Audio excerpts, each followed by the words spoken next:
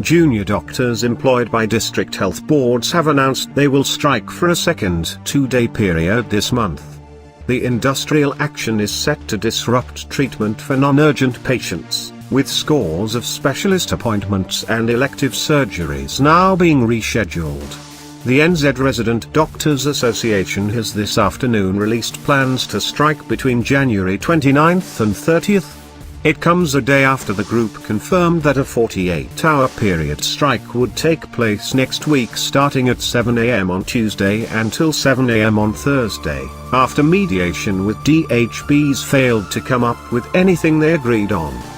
The association claims DHBs are pursuing clawbacks in terms and provisions of the multi-employer collective agreement.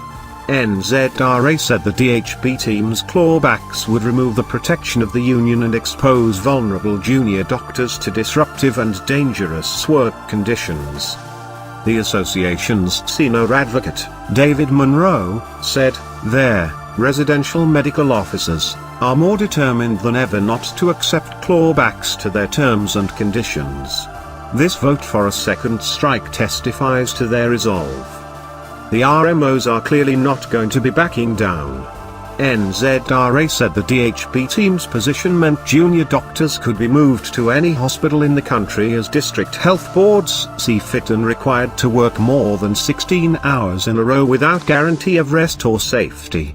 Foster said they did not expect the conditions eventually presented to them, which sought general changes to the way they worked and changes they felt would be disruptive and potentially detrimental to many RMO doctors.